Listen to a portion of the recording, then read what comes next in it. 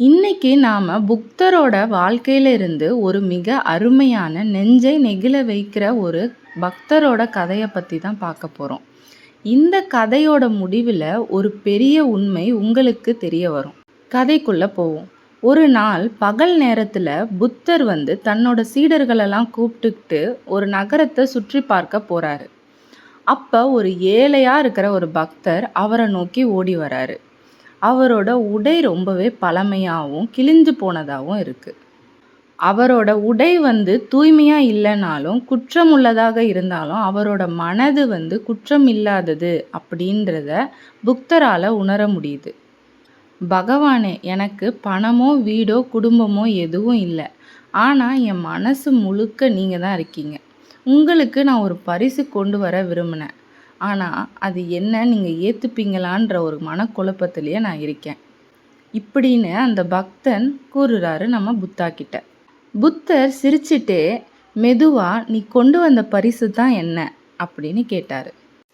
அதுக்கு அந்த பக்தர் தன்னோட கைப்பையில இருந்து ஒரு பொருளை எடுக்கிறாரு. அந்த பொருள் ஒரு சிறிய பழைய குச்சி மாதிரி தெரியுது. அது ஒரு பயன்படுத்தாத அழகான ஒரு சிறு வாசனை பொருள். அந்த பொருளை அவர் புத்தர்கிட்ட கொடுத்துட்டு ஒன்று சொன்னார். இது என்னோட பாட்டனாரோடது. இதை நான் பல வருஷங்களாக பாதுகாத்துட்டு வந்தேன். ஆனால் இப்போது என்னோட வாழ்க்கையோட அற்புதமே நீங்கள் தான். அதனால் நான் இதை உங்ககிட்ட கொடுக்க விரும்புகிறேன் அப்படின்னு அவர் சொன்னாராம். அதை புத்தர் அன்போடவும் ஏற்றுக்கிட்டாராம்.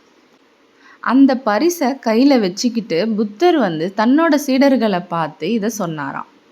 ஒரு பரிசோட மதிப்பு என்னன்றது மற்றவங்க நிர்ணயிக்க முடியாது. அந்த பரிசை யார் கொடுக்குறாங்கன்றதை பொறுத்து தான் அதோட மதிப்பு உயரும். அவங்க தூய்மையான மனதோட என்ன ஒரு சிறிய பொருள் கொடுத்தாலும் அது மிகப்பெரிய பொக்கிஷம்தான். அதோட உண்மையான மதிப்பு மிக பெருசு. அதுக்கு அளவே இல்லை அப்படின்னு புத்தர் சொன்னாராம் தன்னோட சீடர்கள்கிட்ட. இதே மாதிரி உங்களோட பரிசா எங்களுக்கு நீங்கள் தர அந்த லைக்கும் சப்ஸ்கிரைபும் எங்களுக்கு மிகப்பெரிய பொக்கிஷம். அதுக்கு மதிப்பே கிடையாது. அதனால் உங்களோட லைக்கு, ஷேரு மற்றும் கமெண்ட்ஸை நீங்கள் மறக்காமல் தெரிவிச்சிருங்க. அது மட்டும் இல்லாமல் இந்த சேனலை சப்ஸ்கிரைப் பண்ணவும் மறந்துடாதீங்க.